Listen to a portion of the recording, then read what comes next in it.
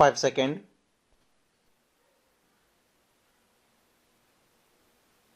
Start.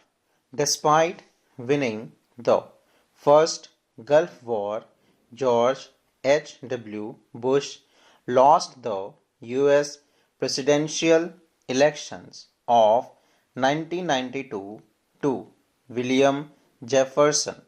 Bill Clinton of the Democratic Party, who had campaigned on domestic rather than foreign policy issues.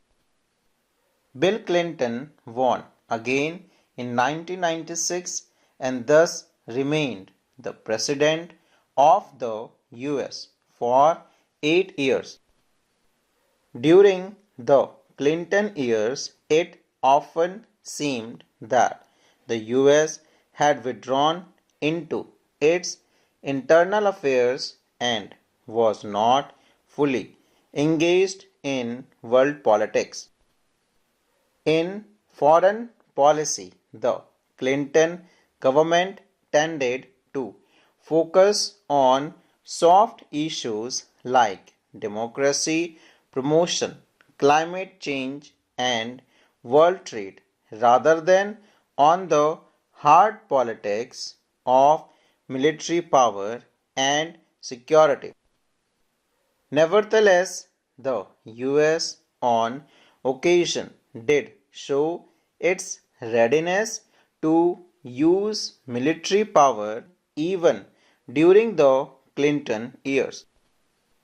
The most important episode occurred in 1999 in response to Yugoslavian actions against the predominantly Albanian population in the province of Kosovo. The air forces of the NATO countries led by the US bombarded targets around Yugoslavia for well over 2 months, forcing the downfall of the government of Slobodan Milosevic and the stationing of a NATO forces in Kosovo. Another significant US military action during the Clinton years was in response to the bombing of the US embassies in Nairobi, Kenya and Dar es Salaam, Tanzania in 1998.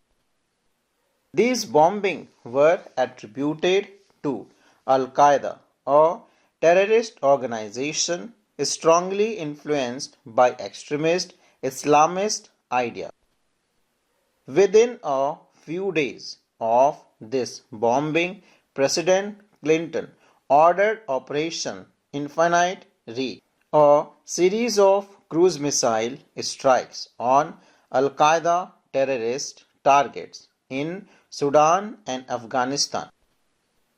The US did not bother about the UN sanction or provisions of international law in this regard. It was alleged that some of the targets were civilian facilities unconnected to terrorism. In retrospect, this was merely the beginning. On 11 September 2001, 19 hijackers hailing from a number of Arab countries took control of 4 American commercial aircraft shortly after takeoff and flew them into important buildings in the US. One airliner each crashed into the north and south towers of the World Trade Center in New York. A third aircraft crashed into the Pentagon building in Arlington, Virginia, where the US Defense Department is headquartered. The fourth aircraft presumably bounded for the Capitol building of the US Congress came down in a field in Pennsylvania. The attack have come to be known as 9/11. In America, the convention is to write the month first followed by the date, hence the short form 9/11 instead of 11/9 as we would write in India. The attacks killed nearly 3,000 persons.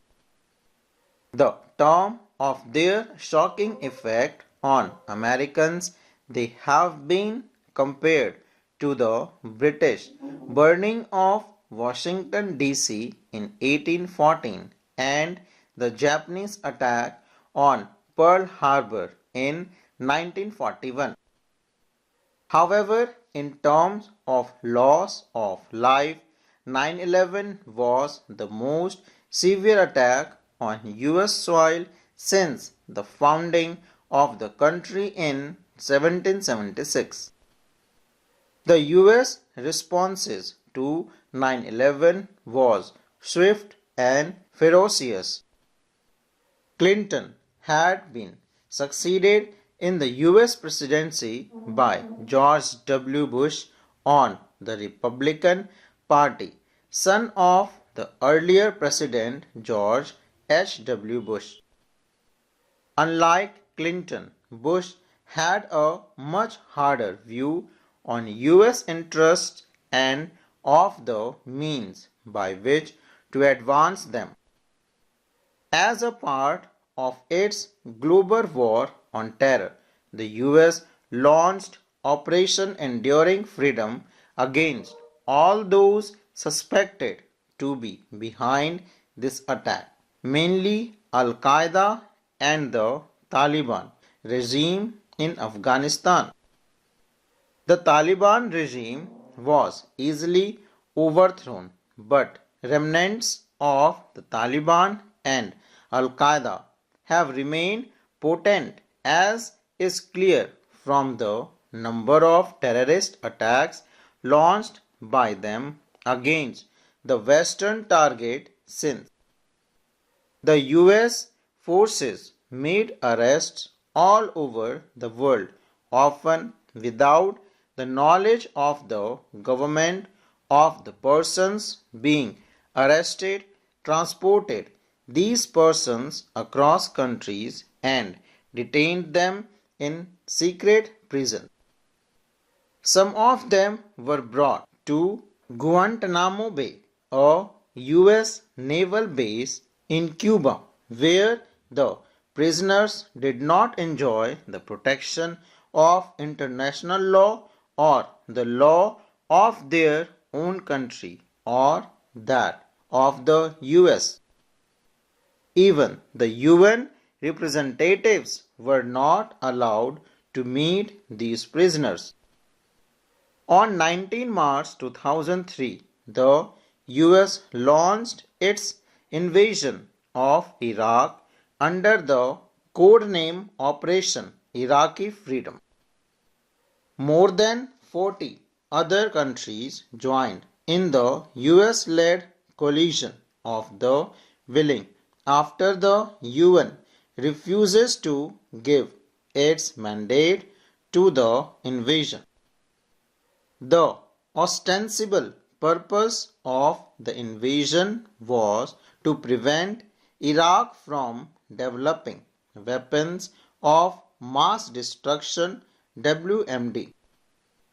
Since no evidence of WMD has been unearthed in Iraq, it is speculated that the invasion was motivated by other objectives such as controlling Iraqi oil fields and installing a regime friendly to the US.